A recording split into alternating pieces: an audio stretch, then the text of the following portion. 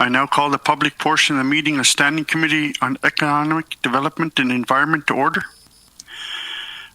Jackie Jacobson, I'm the MLA for Nunavut, and I'll be chairing tonight's meeting. Today, the Standing Committee on Economic Development and Environment is holding a public hearing on Bill 24, an act to amend the Revolving Funds Act. Today, the meeting is being live streamed on the Assembly's social media channels. Due to COVID-19 situation in the NWT, as well as the compliance with the Chief Public Health Officer gathering restrictions in Yellowknife and the Legislative Assembly building is closed to the public. Members of the public can be asked to contact the committee clerk for the call-in information to join the meeting this evening. As a standing committee, it is our role to review legislation introduced in the House. The committee review stage gives us stakeholders and the public the opportunity to provide their opinions on whether to support the bill or not. It also allows the public to suggest changes for the committee to consider bringing forward as amendments that they think that might improve the bill. Committee gathers input from the public in from the written submissions or public presentations, committee meetings such as this one. Here is a brief summary of the bill from the bill itself. This bill amends the Revolving Funds Act to increase from 1 million to 3 million the maximum fiscal year ended debt or credit balance for the Petroleum Products Stabilization Fund. I would like to remind members and witnesses, please direct all comments and questions to myself, the chair, to keep the meeting organized and running smoothly. Please wait to be recognized by myself before speaking. I will now ask members to introduce themselves for the record.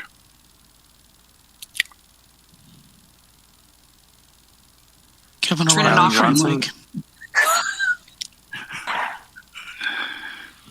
Kevin O'Reilly, frame mic. Rylan Johnson, MLA for Yellowknife North. I believe Katrina is also on the call. I'll pass it to her. Katrina Knockleby, MLA for Great Slave. I suggest we go alphabetically next time. So, sounds good. Thank you.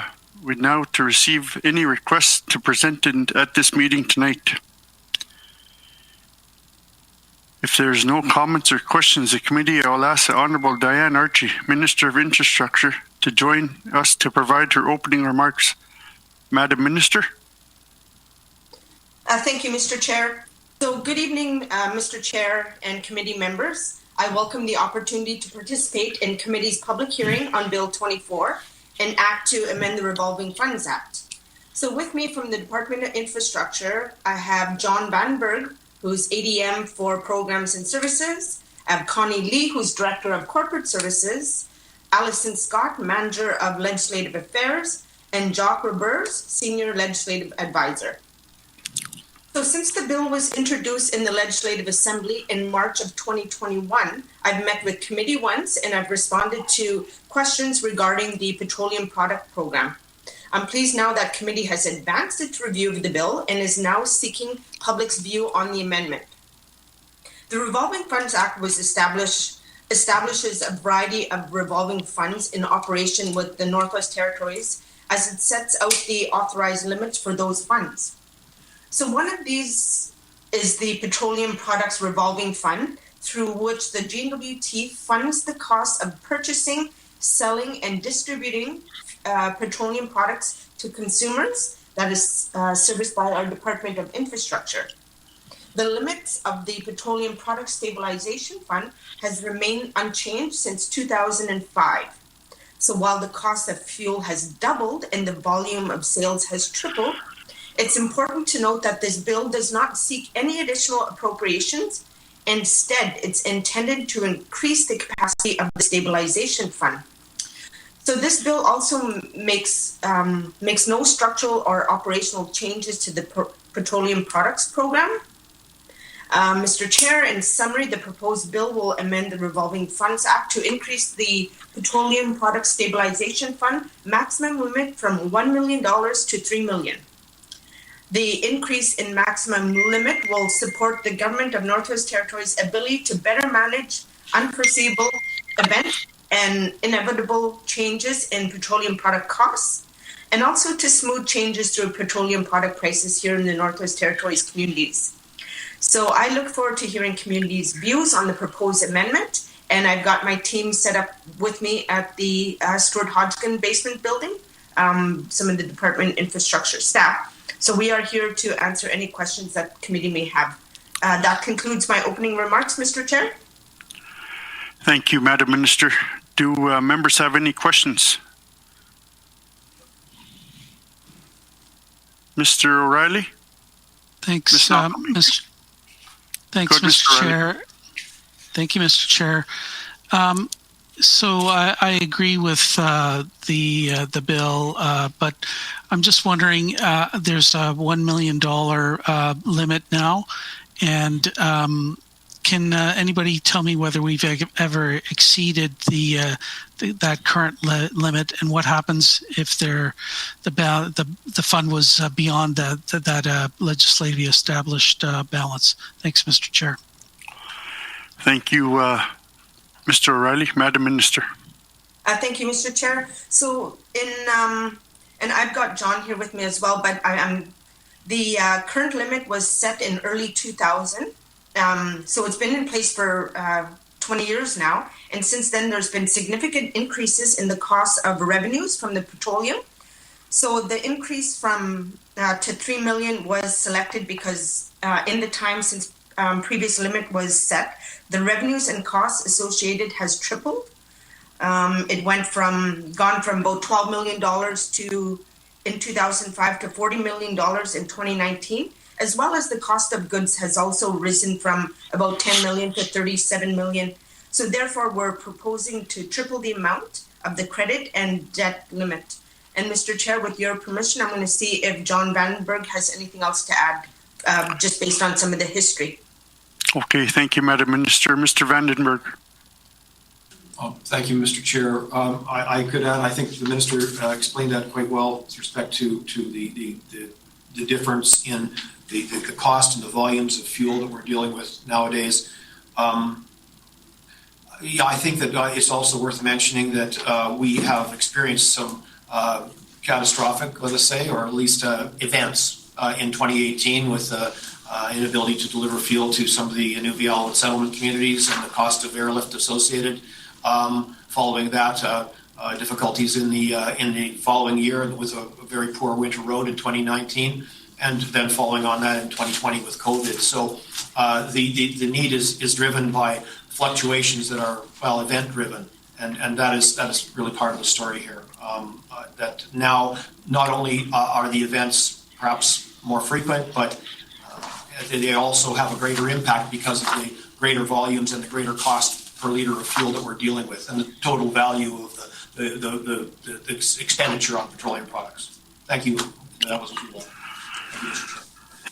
Thank you, Mr. Vandenberg. Mr. O'Reilly.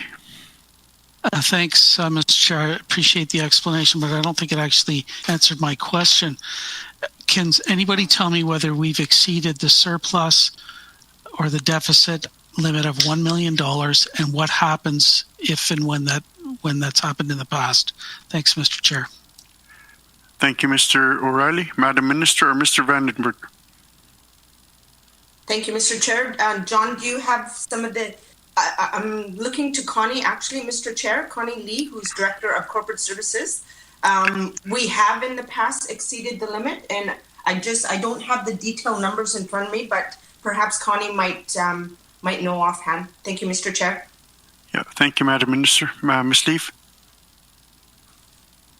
Thank you, Mr. Chair.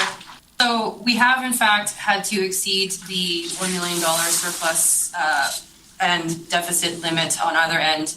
Again, this to reiterate what my colleague Nadia Vandenberg had mentioned, due to the unfortunate events from 2019 and 2020. So as of the year end of 2020, we did indeed exceed the deficit balance of 1 million in the revolving fund stabilization.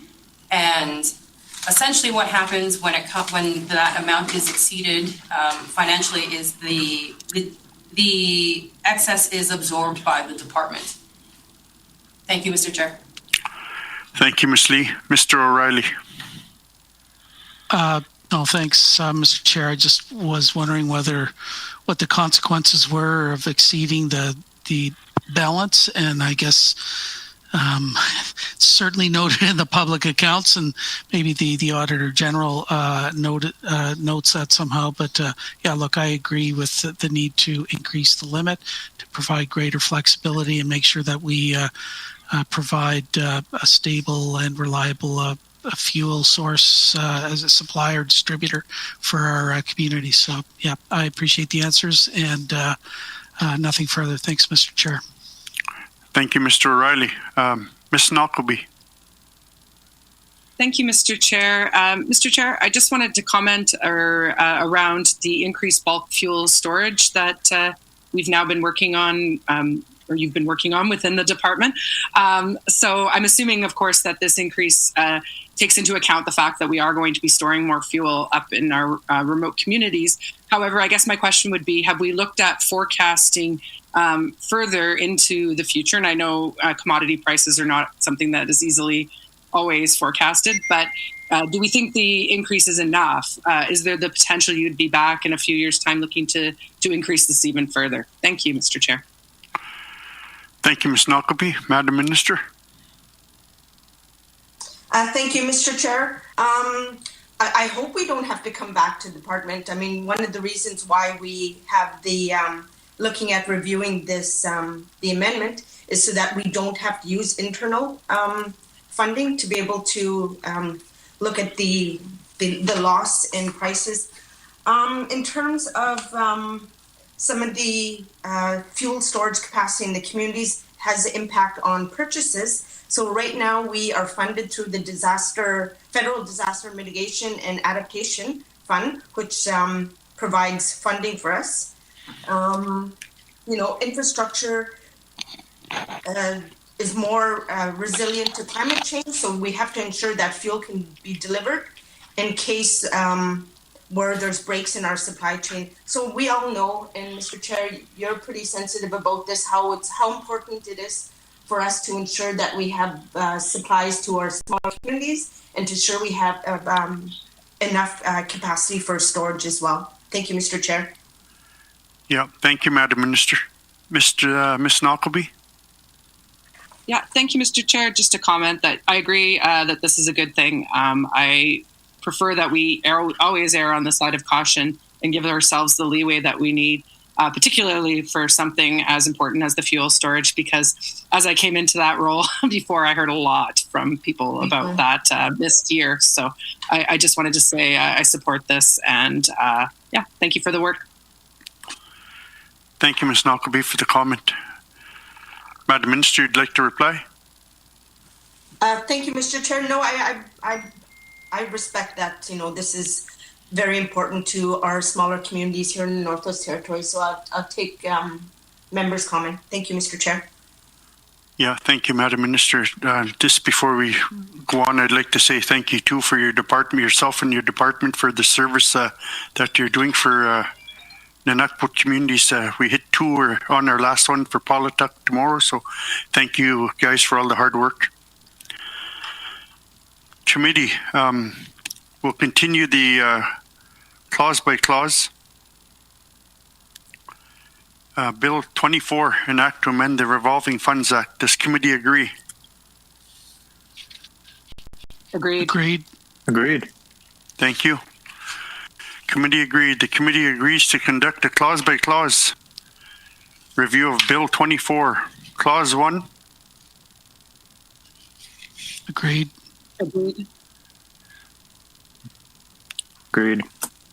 Clause 2. Agreed. Thank you, members. This committee agreed that Bill 24, an act to amend the Revolving Funds Act, is now ready for consideration of committee of the whole. Agreed. Mr. Chair, can you hear me? Yeah, go ahead. I think I might have froze my screen. No, I could hear you loud and clear. How are you doing? Diane, can you hear me? Minister lost, but we'll keep going. She'll get that sorted out to your members.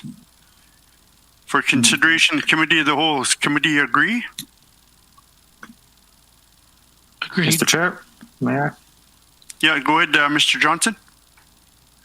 I'll move that Bill 24, an act to amend the Revolving Funds Act, be reported to the Assembly as ready for consideration in Committee of the Whole. Thank you, Mr. Johnson. Thank you. Motion's in order to the motion. Question. Question's been called. All those in favor?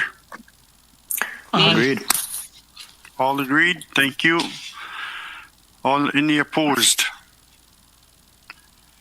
No. Motion is carried. Bill 24, an act to amend the Revolving Funds Act, is reported to Assembly as ready for consideration in Committee of the Whole. I'd like to thank Minister Archie and staff. This concludes the public portion of the meeting.